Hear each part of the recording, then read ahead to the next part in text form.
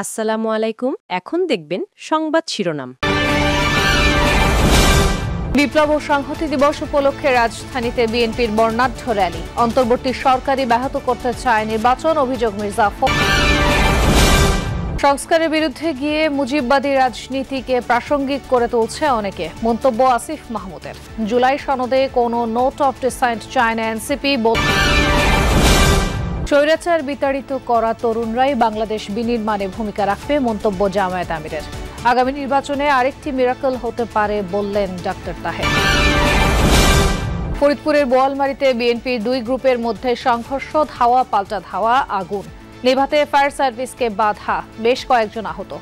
এতক্ষণ দেখছিলেন সংবাদ শিরোনাম, এখন দেখবেন বিস্তারিত। এবার সরকারের বিরুদ্ধে ফেব্রুয়ারি নির্বাচন ব্যাহত করার অভিযোগ তুলেছে বিএনপি। দলের মহাসচিব মির্জা ফখরুল ইসলাম আলমগীর বলেন, সর্বাত্মক সহযোগিতার পরও সরকার ভিন্ন পরিস্থিতি তৈরি করতে চায়। এজন্য সবাইকে সজাগ থাকার আহ্বান জানান তিনি। বিএনপি নেতারা বলেন, রাজপথে নামলে কারোর রেহাই মিলবে না। বিপ্লব ও সংহতি দিবস উপলক্ষে রাজধানীতে আয়োজিত শোভাযাত্রার আগে সমাবেশে একথা বলেন তারা।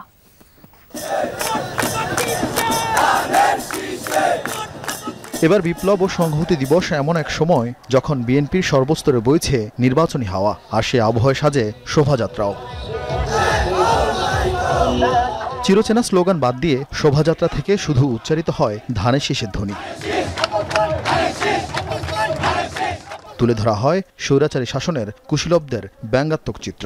বিএনপি কেন্দ্রীয় কার্যালয় থেকে শুরু হওয়া শোভাযাত্রার শুরুর অংশ থাকলেও শেষটা দেখা ছিল দুষ্কর। নানা ঢঙ্গে দলীয় নেতাকর্মীদের পাশাপাশি কর্মী সমর্থকদের নিয়ে হাজির হন ঢাকার বিভিন্ন আসনের বিএনপির সম্ভাব্য প্রার্থী ও এমনকি মনোনয়ন বঞ্চিতরাও। ছিলেন সম্প্রতি বিএনপিতে যোগ দেয়া আলোচিত মীর স্নিগ্ধ। ৭ নভেম্বর সিপাহী জনতার সেদিনের ঐতিহাসিক ভূমিকাকে বিপ্লব ও সংহতি দিবস নামে পালন করে বিএনপি। শোভাযাত্রার আগে সমাবেশে ভোট বিরোধী শক্তির ষড়যন্ত্র নিয়ে সবাইকে সোচ্চার থাকার আহ্বান জানান শীর্ষ নেতারা। আমরা বরাবর সহযোগিতা করে যাচ্ছি। আপনারা যদি আমাদের এই নম্রতাকে, এই ভদ্রতাকে যে দুর্বলতা ভেবে থাকেন, বোকার স্বর্গে বসবাস করছেন। বিএনপি যদি মাঠে নামে আপনাদেরকে ট্যাবলেট খাওয়ার জন্য খুঁজে পাওয়া যাবে না। আমরা বলে দিচ্ছি, আমরা হুঁশিয়ার করে দিচ্ছি, সহযোগিতা থেকে সাবধান থাকেন। বিএনপির নেতৃত্বে ইনশাআল্লাহ পুনরায় গণতন্ত্র ফিরিয়ে আনব।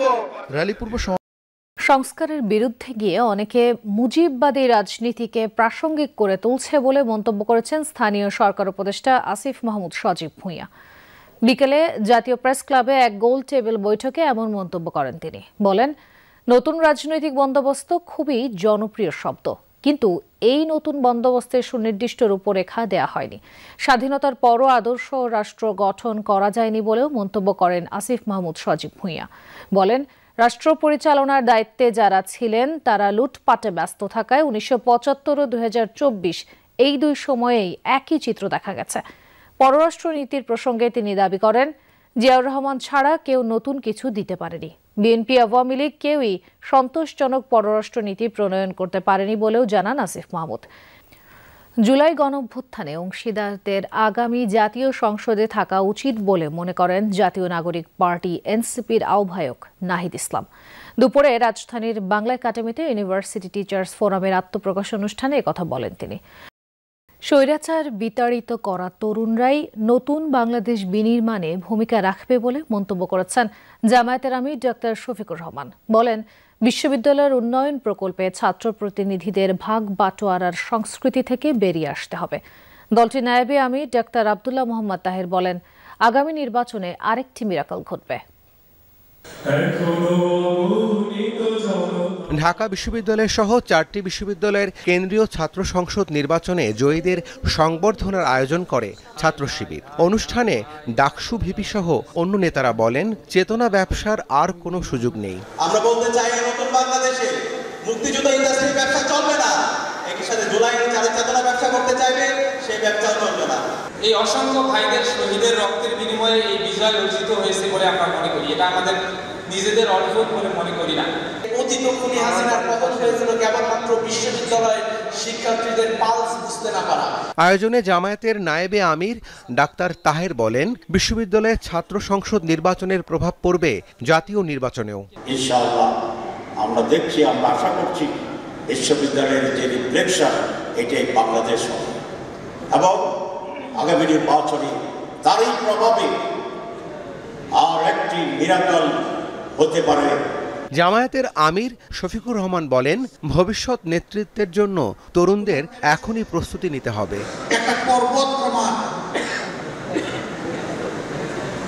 একটা হস্তিকে তোমরা এই সমাজ থেকে তাড়াতে পেরেছো, তোমাদের নেতৃত্বেই সেটা সফল হয়েছে।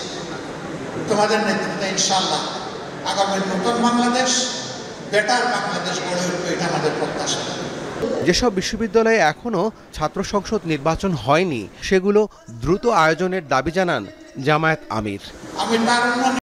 বিপ্লব ও সংহতি দিবসের কর্মসূচি ঘিরে ফরিদপুরের বোয়ালমারীতে বিএনপির দুপক্ষের মধ্যে ব্যাপক সংঘর্ষ হয়েছে।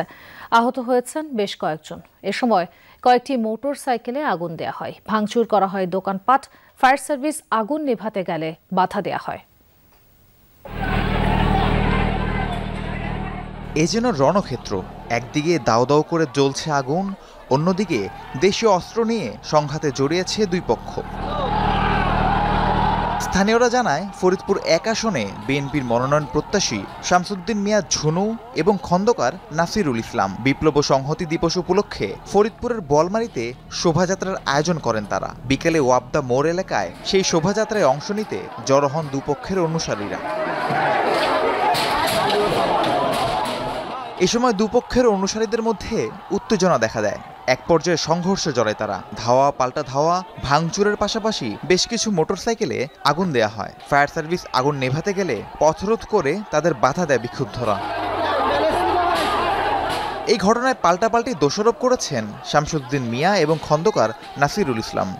আমরা শান্তিপূর্ণ মিটিং করছিলাম এবং রাস্তা দিয়ে তারা যাওয়ার সময় আমাদের লোকজনকে প্রথম ইট পাটকেলের উস্কানি দেয়, তারপরে তারা উপর ঝামেলা করে এই ৫ তলায় ভবনটি রাস্তা যা ছিল ভাঙচুর করে, অগ্নি সংযোগ করে, তছনছ করে।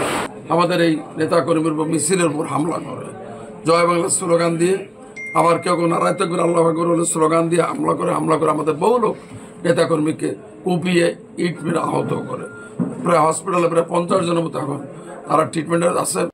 অতিরিক্ত পুলিশ মোতায়েন করে পরিস্থিতি নিয়ন্ত্রণে আনা হয়, তবে এলাকায় থমথমে অবস্থা বিরাজ করছে।